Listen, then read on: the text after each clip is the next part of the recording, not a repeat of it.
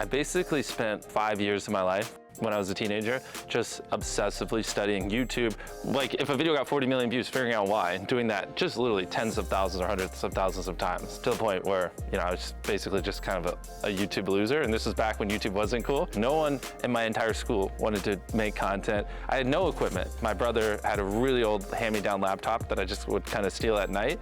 I didn't have a microphone, I didn't have anything, and I had no one to teach me. So it was a long, brutal process from like 11 to basically when I was 19 years old. Things started to take off a little bit, but every comment was like, get better quality, get better audio. You know, I had to just slowly just build up money to buy the equipment. I had to slowly train myself how to edit, to do the camera, be entertaining, make videos people like. I basically got 100,000 subscribers filming on a hand-me-down iPhone. I don't mind talking to a camera. I find that fun. It's actually more difficult for me to talk to people. There were actual points in my life where my family thought I was mute, which later on in life I learned it's because I couldn't find people that I related to, and no one around me was obsessed over business and content and the things I was obsessed over. I just didn't know how to speak normal teenager language when I was a teenager. I just couldn't figure it out. It was crippling boring. And my brain would just be like, this is mind numbing. I want to figure out how we become successful and build a business and stuff like that. I thought I was just like a fucking loser that would never be able to talk to anyone and never know how to speak to anyone. But really I just learned that there's just certain people that I get along well with, and it's like just a very small section of the human population. I don't really get to this point obsessing over numbers like that, so I just kind of focus on making good videos, and that's just kind of a byproduct. So it's kind of like, it's cool, but it mattered more to like my mom and to like a lot of my friends than it did to me, because whether I have 100 million or 200 million or 300, it doesn't really matter. You know what I mean? All that matters is that people enjoy the videos and the content, which, you know, I could lie and be like, oh, it meant the world, and start crying. But no, like the truth is, like, you know, it's just a number. It doesn't mean too much, you know? The beauty of YouTube is the algorithm is so refined where your YouTube account is just what YouTube thinks you'll watch, which is very accurate. You don't even really study the algorithm anymore. You just kind of study what do people want to watch. If you want to get 100 million views on video, you don't go, how can I trick YouTube to serving this to 100 million people? It's just not going to happen. You just think, how do I make something that 100 million people will want to watch? And then YouTube will give it to them with the data tells them that 100 million people want to watch it. If I see an idea, I can just tell, like, yes, 100 million people would want to watch that. Or no, like that's more like something that is a little more niche, but it would kill that niche, but that's probably like 10 million views or 20, you know what I mean? Usually we work on videos probably 3 to 4 months in advance, but before that, like there's an ideation where we brainstorm what they are for a month or two.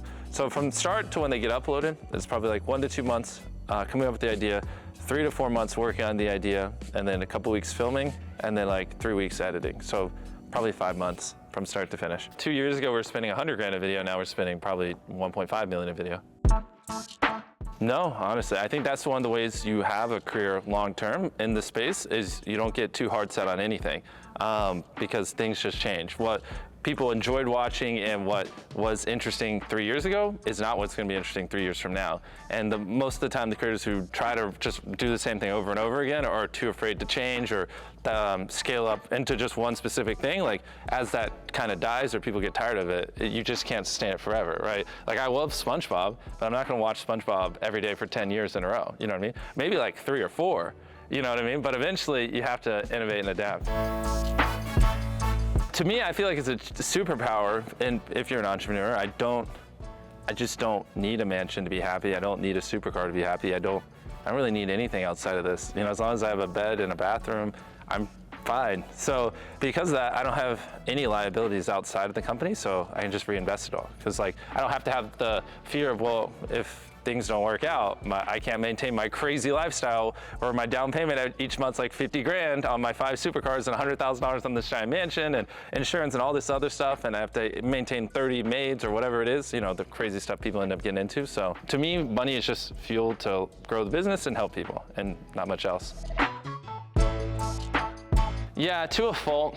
It's one of those things where, you know, I guess a lot of people would see it though, and that's if they don't know me, they're just thinking like, oh, you played up for the camera or you're just trying to seem like an entrepreneur or something like that. And like, it's just kind of one of those things where like you kind of have it or you don't. Like like a lot of people want to live like this, but I don't know. I just wake up and it's just what I do. It's just like I'm a zombie. I get up and I just obsess over it, and I obsess over it until I fall asleep and I dream about it, and then I wake up and I do it again to a fault. I mean, nothing outside of my business gets any attention, you know what I mean? Like, I could have better relationships with a lot more people in my life. I could have a lot of other things, you know, and more balance, but I just can't. I don't know why. It's just like it was programmed in my brain that it's like, this is like, building this business is like cocaine to me. I just don't know how to stop. I think people overcomplicate things sometimes, and they're like, oh, I need to diversify here, diversify there. I mean, I don't need to think 30 years in the future. I really just need to think 3 years in the future. And 3 years, YouTube's gonna be bigger than now. Television's declining, YouTube's growing year over year. This is what everyone wants to be. This is where all the attention is. You know, TikTok as well. And we were the first week of this month, we were the most followed person in the world on TikTok. So, I mean, 10 years from now, I don't know, but I don't think that really matters. I think you should just do, in social media, because it changes so quick, you should just do what's optimal now. And optimal now is trying to be the biggest YouTuber in the world.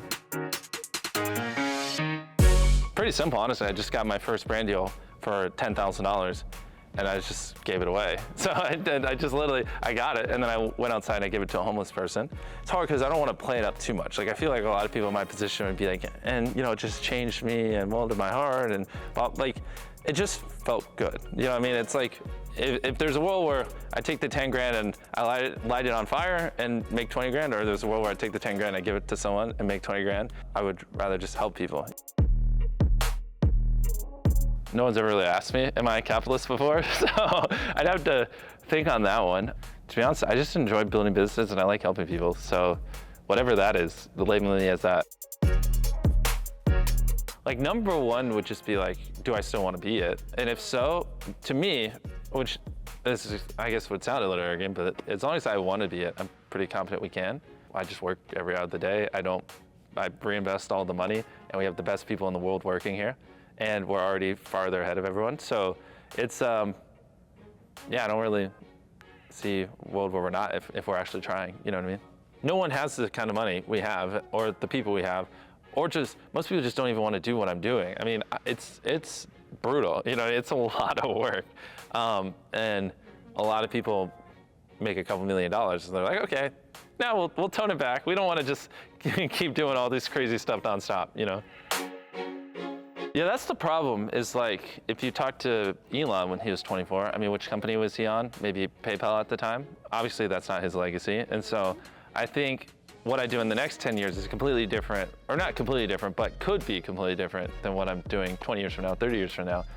Because the opportunity is kind of limitless. You know, if we manage to stay the largest YouTube channel in the world for the next 5 to 10 years and, you know, get it to where everyone knows me, and we do end up building other companies, and with that money and attention, like, there's a lot of things I could do afterwards that might be bigger than what I'm doing currently. Because, you know, how old's Elon? Like 50?